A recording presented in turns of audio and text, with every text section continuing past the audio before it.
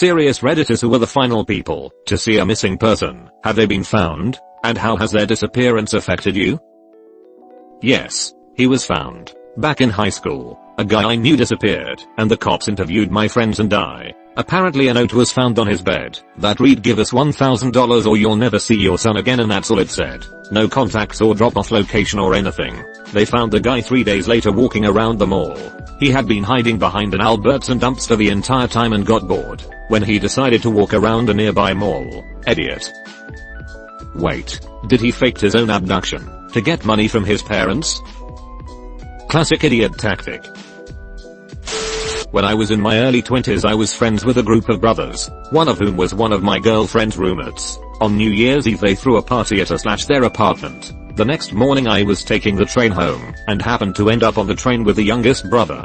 He was acting normal, but I remember saying to him, "See you later," when getting off the train, and him smirking and saying yeah. A few days later, one of the brothers says they haven't heard from him since the party. I told him about the train interaction, and it turned out I was the last person to have seen him. No one else had seen him since the party, including his roommates. They eventually found a note in his apartment that read something like, "I'm fine, but don't try to find me." Several weeks go by with no word from the younger brother. I'm cooking dinner with my girlfriend, and there's a knock on the door. Guess who shows up but the missing brother? He had run away to the Dominican Republic without telling anyone to see what life was like there, ran out of money, and returned. Last person to see him before he disappeared. First person to see him when he returned. I like this one. It sucks for his family members, but sometimes you just want to get off the radar and fuck off. Way back in the early 90s, I was traveling, spent a year traveling around the world, and at the time I was working in a youth hostel in Greece, on Santorini. I had talked about traveling together with a friend from home, but we ended up doing our own trips. Well, 6 months into the trip I meet up with him in Santorini. We hang out for like a week, and he's continuing on eastward, and I was going west. Like 2 days later his flight crashed in the Himalayas near Nepal. All 200 plus people on board died. I wasn't the last person to see him, but was the last person from our home who did. After it happened, I wrote a long letter to his parents and family telling them about our week together on Santorini, and sent some pictures of us. These would be the last pictures his family had of him. The parents were too hurt to acknowledge my letter. I understand. But his sister wrote me and thanked me. That was 28 years ago.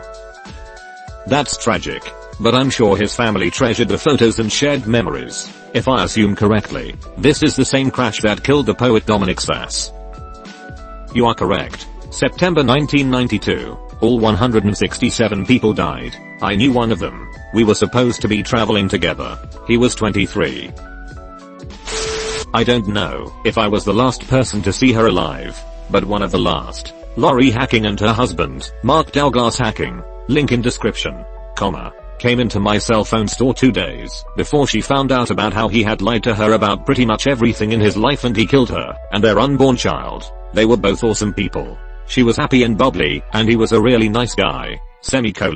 I came in from the weekend and there was a missing poster on our store door for Lori. It was really weird seeing that she was missing after just selling them cell phones and a plan. I reached out to the number and told them that her and Mark had been into the store 2 days before she went missing. I had to meet with the local police and an FBI agent. They had to look at the paperwork we had done, the video for the store, and interview all of the employees. The weirdest thing is that Mark came into the store after killing her and asked me a question about their cell phone plan after killing his wife and dumping her body. The weirdest thing is that Mark came into the store after killing her and asked me a question about their cell phone plan after killing his wife and dumping her body. So, was that after you discovered she was missing, or in the interim before the announcement went out that she was missing? Either way, oof. They came in together to get the phones, and then he came in after she was missing. I'm sure looking back now that's kind of terrifying to think about. One of my best friends found out his wife was cheating on him.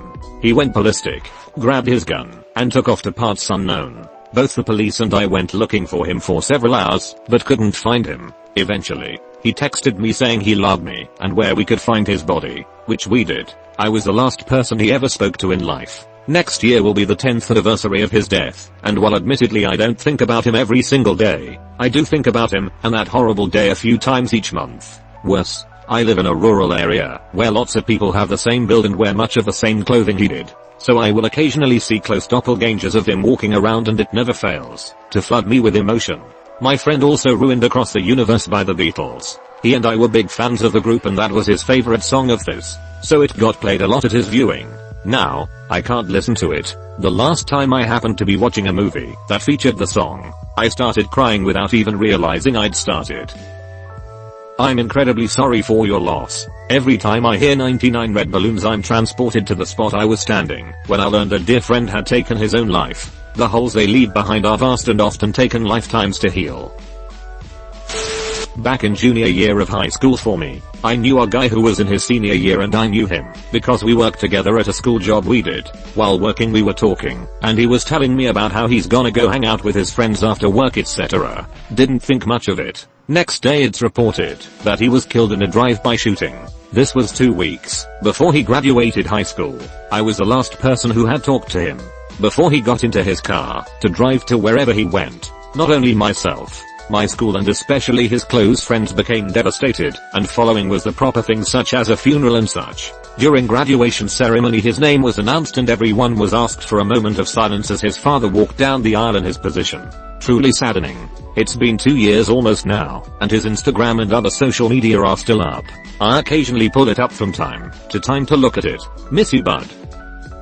I'm glad the social media is still up. I lost my best friend in 2016 and his family had his Facebook page deleted. I have all kinds of old memories come up, and his comments are just gone. It's just half conversations every day. My childhood best friend is currently missing since August 30th. I live in a different state now, but my last text to him was about classic WoW and playing it together. I still don't know how it's affecting me, but I miss him so much. He went missing on a hike. So my only message to people is please try not to hike solo. If you are, please let multiple people know of your plans. Maybe post your story to some unresolved mystery threads or hiking threads for your area. I hope he turns up and is alright. A very close family friend that was dealing with the loss of his oldest son, who had committed suicide a few weeks earlier. It was hard on all of us, as they both worked with us on our farm, and I had known the son and the father since I was 3 to 4 years old. He came over for dinner on a Sunday night.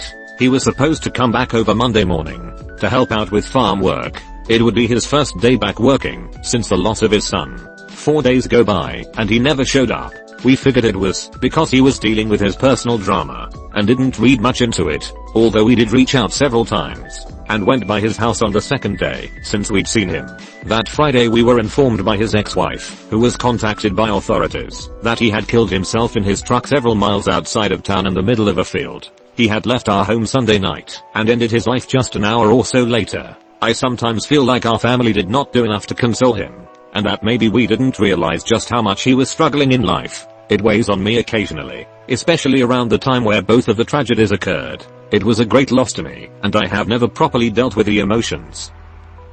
You could look at it this way too. He was battling with what happened with his son for weeks. It was probably the most painful and intensely emotional time of his life. It's likely he had decided he was going to end it days before he had dinner with you all. He chose to spend his last moments on Earth with you guys. Probably because he loved your family and felt at peace there. You guys were the calm in the storm. Try not to beat yourself up over it. Thank you. I had never thought of it like that. I appreciate this support so much. I have a slightly different story. I had a friend in college. We got into an argument one night. I said some things about how she had been acting, culminating in that night. I was done. A few months later, I decided to reach out. She had moved out of her apartment and disconnected her phone. Back then we just had landlines. I heard from a mutual friend she had moved back in with her dad. I called her and apologized. I asked her to have a beer with me to catch up. She told me she had stopped drinking, so we met for coffee instead. The argument had really affected her. She decided to do better. She quit drinking, moved home and re-enrolled. I told her I was proud of her and asked if everything was cool at home. Her dad had a history of abuse. She told me it was good and we promised to keep in touch. I woke up to the police knocking on my apartment door. They found her body a few blocks from her dad's house. I was the second to last person to see her alive. They questioned me. Her car was in her father's driveway. That son of a bitch beat her to death and dumped her body like trash. The police were unable to arrest him right away, and he died in the parking lot of a local bar a week later. They said he had a heart attack. He escaped justice and her murder is technically unsolved. I'm so sorry that happened, but glad that you made up before she died. I hope the father is roasting somewhere nice and toasty. I really was proud of her. I felt like she was going to do something with her life. He didn't just take that away from her, but from everyone she would have touched. When I was 13 I went to visit my auntie on a whim. She lived down the hill and we were extremely close. I was late for dinner and I knew my mum would be mad, but when I walked past my auntie something was screaming at me to go inside. My auntie kept saying she was so happy to see me and was dressed up like she was going on a date or something, which I found strange because she was only hanging round at home. We chatted for a bit and were saying some very odd things. Tell such and such this, tell so and so I love them. She told me to take whatever I wanted from her house and her pantry and fridge were completely emptied out, which I thought was weird. The whole thing made my hair stand up, but I was just a kid and didn't understand what was going on. When I eventually left to go home she teared up, gave me a big hug, said she loved me and was so glad I came by. The next day no one in the family could reach her. The curtains were all pulled at her house and the phone line was cut. After eventually breaking in, my grandma discovered she had hung herself in the closet. Everyone in the family wondered why she didn't leave a note. After 3 years of repressing that memory it resurfaced and I realized that I was the note. Fucked me up for a long time. I can't even begin to imagine that pain. I'm so sorry. There was the daughter of my mom's friend. She has a mental disorder. I don't know much about her other than that she's 20 plus, but because of her disorder she's like a kid. So she was missing the day after her and her mom visited us. After 3 days of search messages and police looking for her news came. She was in Turkey and got married. We live in the Netherlands so yeah, quite impressive to pull that one off. Turkish and Dutch police are investigating if she was tricked or did this willingly, cause there's a lot of unclear things. Holy shit man, can you update us on this one? How the fuck did she end up in Turkey? This person didn't go missing, but I was the last person to see him alive. My best friend and I were drinking on my porch in college. It was about 3:30 AM, and I told him I was going to bed because I had to work the next day. He begged me to have another drink with him, but I insisted that I needed to get to sleep. The next morning I woke up to my roommate screaming for me to come downstairs. I ran down, and my friend had hung himself while sitting down under the porch railing. We cut him down, did CPR even though we knew he was gone already. It was the most traumatic things I witnessed and had really affected my life. I pieced together things from the night, like the rope he hung himself with was his friend's dog leash that we searched for a long time for and could not find. We think he hid the leash as a premeditated event, just thinking that he begged to spend just a little more time with me, but I refused. Really hurts. Semicolon. Edit. Thanks for the gold. Since this is getting a lot of attention, I want to say that if you notice any odd behavior from friends or jokes about someone harming themselves, please take it seriously. Oftentimes it is a cry for help. I'm saddened to hear of so many of you who have had to deal with the same thing. I would hug you all if I could. Please reach out to me if you need to chat. Love. I'm really sorry you had to go through this. Don't beat yourself up over this. If he took the leash in advance, he was probably gonna do it anyway, even when you had another drink with him. I was one of the last people to see a kid who lived across the street before she was kidnapped. Our neighbors across the street were raising their grandchild because their kid's parent was on drugs. The kid was about 6 to 8 years younger than me, and I used to babysit her sometimes, and she would come over and play with me and my siblings. When I was around 14, and she was around 8, several men broke into the house and kidnapped her. I had babysat her the night before, and I can't remember if she was home alone, or if one of the grandparents was there. The police found her about 10 to 12 days later. Her mother owed a lot of money for drugs, and so some of the drug dealers tracked down her kid and kidnapped her to try to get the mother to pay them. I never learned the details of what happened while she was kidnapped, and she has gotten therapy and is now married with kids. Oh, thank God the girl's still alive. When I read the first paragraph I was afraid she'd be dead like most of the other stories here. You guys still talk any? I'm not 100% sure if I'm the last person to see this person, but I feel like I am, and didn't know it until after this person was found days later. She had committed suicide. So, about 3 years ago a girl around the same age as me went missing. I live in a tiny community, less than 1,000 people in a reserve in northern Ontario, so everyone knows everyone. Everyone's first thought is that she ran away or is hiding in someone's house. Another day goes by, and our community starts a search team.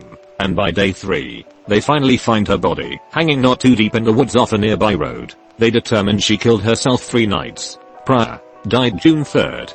Found June 6th. Now, on the night of June 3rd, I was feeling sad and decided to go for a ride around a little community, and as I'm driving around the area she was later found in, I see what I think is a iPhone flashlight in the woods. I didn't think much of it at the time. I have come to conclusion that she was on her way to kill herself and was using her iPhone flashlight cause it was nighttime. Obviously, it scares me thinking I might have been the last to see her, and it sucks I didn't know it was her. I haven't told anyone about it. I hope that you do not put any kind of blame on yourself. There was absolutely no way you could ever have known that was someone's intent, and TBH, unless it was someone in my family or a close friend, I wouldn't get out the car and investigate her iPhone light late at night, even if I did recognize them. And maybe you should consider confiding in someone about it. It must be hard thinking that information and keeping it inside. A problem shared is a problem halved. No one would think badly of it.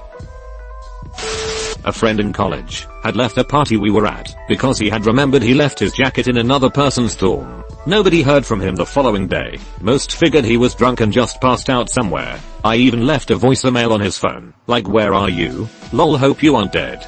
Days turned into weeks. There were campus-wide manhunts with hundreds of volunteers. His body finally turned up in an electrical closet 6 weeks later. Accidental electrocution. Was this at Purdue? If not, this exact same thing happened when I was a student there. Regardless, I'm sorry for your loss. This 100% had to be at Purdue. Link to any news articles about this? Yeah, link in description. I worked in a very small public library. Years ago, there was a young man, maybe 8 to 10 years older than me, that came in every few days for several months. He was very intelligent and extremely interesting. We talked often. One day he came in. We talked for a while and he asked me to make sure he had returned everything he had checked out. I did. And before he left he thanked me for always helping him and being nice, etc. He walked up the street to his apartment and shot himself. I always wished that I had realized he was saying goodbye. I wasn't the last one, but one of the last few. He was a close friend of mine. Practically family. It lasted the last period of the school day. We sat next to each other and would always goof off. I still remember it clear as day. He asked me if he could come over and hang out. That whole hour he talked about how he didn't want to go home, that his parents were being total asses or something like that. I remember thinking nothing of it really, and then I made a decision that I still regret to this day. I told him I had a bunch of stuff to do after school, which was a lie. I remember the bell ringing, and I do not remember if he said something like "I will see you later" or something like that. I got a text from his brother late that night asking if I had seen him. I told him no. He asked if he could come over, but that was the last I saw him. I tried to call my friend, but no answer, and then I texted him asking if he was okay, to which I never got a response. The school was on edge for those next few days. His family wasn't responding to anyone, and I grew extremely worried. I can't remember if it was 2 or 3 days, but they finally found him. Self-inflicted gunshot wound. I still wonder what would have happened if I didn't lie. Just told him yes, let's hang out, man. You can't blame yourself, man. No person who kills themselves did it because someone refused to hang with them. You can feel all the remorse that you can handle, but never blame yourself for your loss here. I know you're not necessarily blaming yourself. Sometimes a reminder just helps. I know you're not necessarily blaming yourself. Sometimes a reminder just helps. It's also good for others that may be reading and going through a similar situation to know this. My aunt is missing in the Florida Keys. I don't know who else to turn to. It's a case of no body, no crime. She went scuba diving with her husband. He resurfaced and she did not. We have a lot of questions, like why her husband refused to turn over the boat GPS. Unfortunately, they are closing the case. No. It isn't a case of he resurfaced and she didn't. They left shore together, and he returned alone. That is the only thing he can claim without evidence otherwise. That still sounds fishy. Police should check out her husband for this case. Absolutely. What I'm saying is that OP shouldn't give up and should keep pushing until they find out what happened to their aunt. I was 8 years old when I went with my parents to drop off my little sister for visitation with her biological father. The next morning, My dad woke me up for school and said she didn't come back that night. My dad went to Denver. We knew the BO dad had family in this area for the weekend to go try to look for them and contacted the Denver PD. My local PD didn't assist in finding her at all. In fact, the DA told my parents that you can't abduct your own child despite the fact that my parents had full custody. I will never forget the day that we got the call that she was found. I was with my mom and two of my other sister at the grand opening of the Cabela's in my hometown when my mom answered her phone and burst into tears. She was in a small town in Michigan, had been homeschooled by the wife of her BO dad, and was going by her middle name. An officer responded to a missing person report. Ironic because the oldest son of the wife had run away. Some way, somehow, the officer knew something was wrong and looked into the situation. The whole situation was much more difficult on my sister than me. She was basically 2 years behind in school when she came back, and the principal of our elementary school wanted to put her in first grade rather than third, which is what she should been in at the time. But they ultimately kept her in third grade with our sister. The two are 10 days apart in age and have been best friends their whole life. She got tutoring and managed to get back on track. She is currently in her senior year and looking forward to college in the fall. You can absolutely abduct your own child if you don't have custody. What was the DA thinking? Is it different in Colorado? Yeah, I thought the same. There are so many cases where a parent without custody kidnaps their child and even kills them. Like WTF. Were the police just not wanting to deal with that shit? Thank God she was found alive. I was the last person to see a patient of mine before his brother locked him in his basement for a few weeks. The patient was eventually found. I felt really privileged to have helped. By chance, he gave me his brother's address as a forwarding address and the police went looking for him there. When found, my guy was dehydrated and had a broken jaw, but ultimately did well. His brother is currently on a secure psychiatric ward. By patient, what do you mean? Like, were they in the hospital? No, an outpatient. Saw in a clinic. I'm a doctor, psychiatrist. Police came to us for information, as they had suspected a suicide. I was able to let them know that that was unlikely, and he was located within 24 hours. They were found. Committed suicide in a motel room. I was ignorant, and did not realize he was reaching out for help. That realization after the facts hit me hard. I saved his last email to me, and read it as a reminder every so often. This happened to me as well. In high school I ran into a friend while out gallivanting as a teenager overnight in a park. He was offering up some of his personal possessions, saying he was cleaning out his room. He went missing shortly after, and his body was found a few weeks later. I still wonder what I could have done if I'd realized this was a sign of suicidal ideation. I think about that night often. Saw him at a club with some friends on a night out. One of my friends was hooking up with him on and off, so they had usual uni drama going on. He left after that to go back home or something. The next morning he was found dead. The last ever video was him getting off a bus, and then there was no other CCTV footage of him after he walked a bit further down the road. They investigated our uni for months and months, but no leads were ever found. His death was never solved. It's really unsettling to this day. Did they know how he died? Stabbed, shot, etc. He was just found dead on the side of the road with a fractured skull. Random drunks or a robbery then? Had a problem with that near Laurier campus in Canada for a few terms. Some guys were jumping people with crowbars and bats. What, really? When was this? I'm positive me and my little brother were the last ones to see my father alive. We were waiting for the school bus and saw him driving back home with a strange look on his face. We waved to him, but he didn't wave back. After that he went missing. A couple of weeks later, he was found dead hanging from a tree. It was a suicide. It is a scene in my head that gets replayed in my head often, and it hurts me to imagine whatever might have been going through his head. I miss him so much. Damn. That's rough. I'm so sorry, man.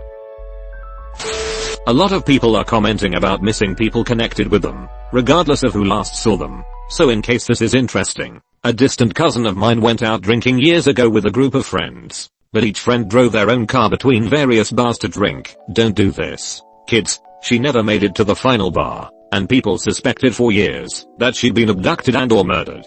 Fairly recently they unexpectedly found her. She had driven her car off the road and into a bay, where it had sunk and presumably drowned her. Don't drink and drive. I was the last person to see a patient admitted with major depression after his divorce. Just found out he didn't receive custody of his kids. The senior doctor decided he was low risk because he had no significant mental health history, didn't disclose any specific plans to hurt himself, and appeared very well and optimistic. When asked about his occupation during the interview, he vaguely mentioned he worked for the law, so he had unescorted day leave to pick up some toiletries. I held the door on his way out. Never saw him again. 2 weeks later a stranger found his car on the side of the road, bullet in his head. Turned out he was a police officer and had access to a gun to shoot himself. A majority of suicides are men, but yet they are not taken seriously by mental health doctors. I'm a woman. I got hospitalized without having a plan to do suicide, and it helped me a lot. My boyfriend, after a nervous breakdown where he broke a window with his head, got taken by the emergencies. Spent the night strapped down to a bed. Didn't get hospitalized the next day. They let him go after 3 shots of tranquilizants. He couldn't walk properly. Women are not taken seriously with physical problems. They say it's all in their head, so they get sent to mental health services. Men are taken very seriously with physical pain because they are supposed to be tough, but not when it comes to mental health also, because they are supposed to be tough. Medical professionals should just take people seriously regardless of gender. In 2006 at the UTSA downtown campus, I was the last person to see a mid-40s-year-old Hispanic woman and early 30s black male. They were both very well dressed, and they had a large trash bag filled with Valentine's Day plush bears. It was week before Valentine's Day. They had asked me if I could keep an eye on the bag of bears while they stepped out of their car to get more things. They came, grabbed the bag, thanked me for the favor and left. I thought nothing of it as they were very professional in their behavior and style of speaking. They had been discussing a fundraiser. This was on a Sunday. The following Wednesday the news was asking for information on the whereabouts to the woman. The news even played surveillance footage of her at UTSA campus. I appeared on that footage as well, but due to the angle of camera I couldn't be identified. It appeared on the news for about 2 weeks. Her family was all over downtown San Antonio with flyers. I told them all I knew, but it didn't really further the investigation. Fast forward 2 months, and she had been found in Oklahoma. Apparently she was embezzling money from a radio station she was working for, and thousands of dollars generated from a Valentine's Day fundraiser had been stolen by her. Not 100% sure I was, but pretty close. I was in Colombia as a service missionary. I just got to a new area and pulled up the phone directory the people before me left. There were some records about this guy they were visiting, so I stopped by to introduce myself. He came to the door but was busy, so we set a time for me to come by the next day. About an hour before our scheduled time the next day, I call him to confirm, and he says we are good to go. So I come by an hour later and knock on the door. His girlfriend answered and told us she hadn't heard from him in over an hour and was expecting him to be home. He wasn't answering his phone, etc. Days go by and nobody's heard anything. So she starts putting up missing posters around the neighborhood with a sizable reward. Nothing. About 3 months later I moved to a new city. Not even a week later I get a call from the people that replaced me saying they found the guy, but in pieces. I almost threw up and just kind of sat there for the next hour. The latest theory you heard was that he was taken by the FARC, where they either might have tried to get a ransom or make him work for them, then ended up killing him when they were done, or realized they'd get nothing out of it. He was an architect. I don't particularly think he was super well known, but his family was at least more well off than most in this town. So I might have been the last person to talk to him. I never confirmed that, but it still gives me chills when I think about how he was found. Unfortunately those sorts of idiots think all architects are rich and well connected. A similar things happened to an acquaintance's brother in Syria when everything first kicked off all those years ago. I can't remember what group, ISIS, pro-Assad, it was, but they went after the architect brother assuming he must be rich. Thankfully he was let go, but it still fucked him up. She was found a few days later. Her ex-boyfriend murdered her and her body was found in a large drainage pipe. We were 17 at the time, and it fucked me up for a while. I'm probably more careful in general now because of that, but I have dealt with the emotional pain. This was in high school. We were at my house after prom, so it was around 3 in the morning, and one of my teammates from my basketball team stopped by with her date, who was her best friend.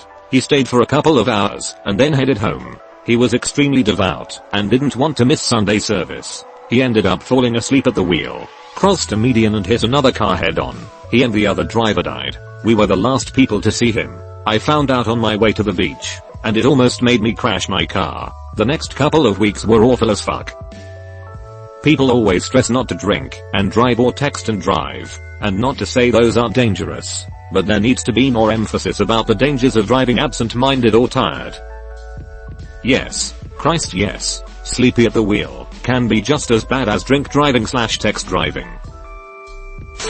It's a little different here. I worked in a nursing home, and right after I put a resident down for bed, I went to lunch. 20 minutes into lunch, a coworker came and told me she had died, so I was the last person to see her alive. It was sad, sure, but the downside to working in a nursing home is that you kinda get used to death. Healthy people don't go to nursing homes. I worked at a retirement home for 3 years in high school, and got so emotionally attached to all the residents. I never did get used to the losses, just eventually had to leave. It takes a very strong person to be able to look after sick or elderly people. Thanks for what you do.